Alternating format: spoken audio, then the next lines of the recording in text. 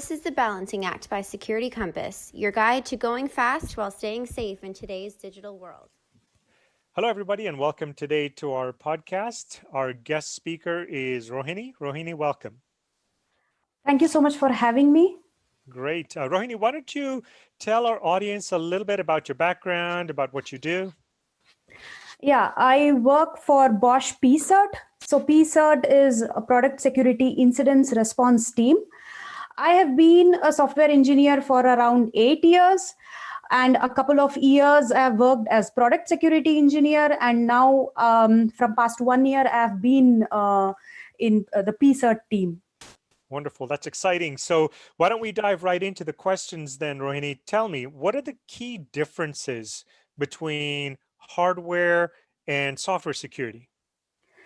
Yeah, the software security mainly focuses on protecting the software against malicious attacks that usually originate from implementation or design flaws. And hardware security, on the other hand, focuses on protecting hardware against physical attacks. With proper secure software development lifecycle in place, dealing with software security becomes much easier. There are already standards, frameworks in place. Developers could use OWASP top 10 sans top 25 vulnerabilities to when creating or when implementing their software. There are already tools available to identify bugs and vulnerabilities very early in the software development life cycle. And it is also not very difficult to patch the devices which are already deployed in the field. But hardware, on the other hand, hardware security has been neglected for quite some time now. Only from past few years, the research community have started gaining interest, and they've started investing resources into finding out different types of attacks and what are all the vulnerabilities in hardware. So this has obviously helped the manufacturers in coming up with secure design. But fixing the hardware vulnerabilities is really a challenge, because software patches cannot be applied to hardware vulnerabilities. So you have to upgrade the hardware, and devices that are already in the field cannot be upgraded, which is one another major difference when you compare it with the software security. That's interesting. So tell me something, Rohini. You touched on something I'd like to do a little bit of a deeper dive on. You'd mentioned that there are frameworks and standards to help us with software security, but not so much on the hardware security side. If there's a team that needs to know, are there things that I can take a look at? Are there any sort of standards that have emerged recently around the hardware side, or are we still working on those at this point? As far as I know, I'm not really aware of any such standards, to be honest. There could be a working group already coming up with such a standard, but I'm not aware of that. Wonderful. Sounds good. So tell me something. We normally, when we speak to teams that are in software, they focus a lot on agile and DevOps. And in my experience, I'm now starting to see the convergence between software and hardware. So how do we get hardware teams to work within these kinds of agile environments? Is it possible? Do we create two different pipelines? Can you explain a little bit about this from your experience? In my opinion, it totally makes sense to use agile in hardware security teams. I have seen agile being used in non-technical teams such as marketing, management, and so on. It has worked pretty well.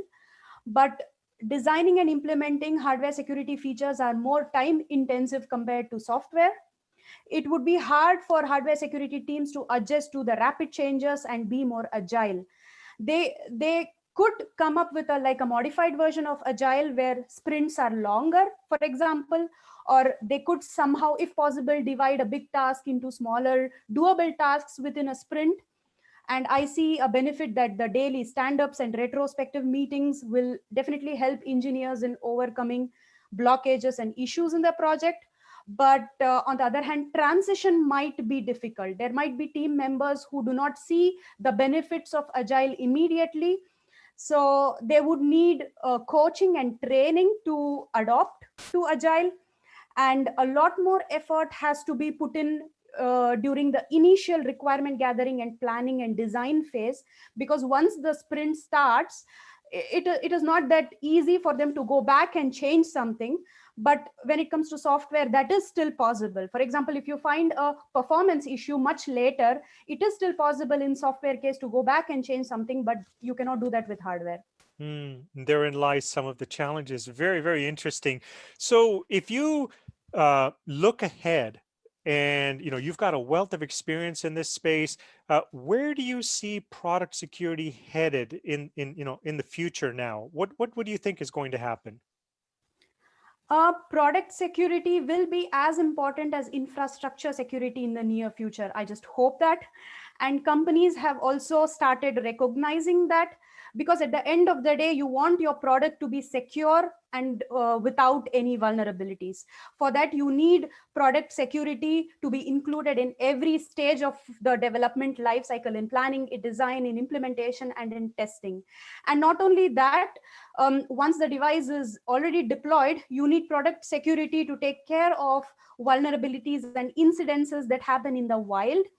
So I see a good future for product security, and also you need product security to push the security agenda to the top management, because they would always prioritize functional requirements over security requirements.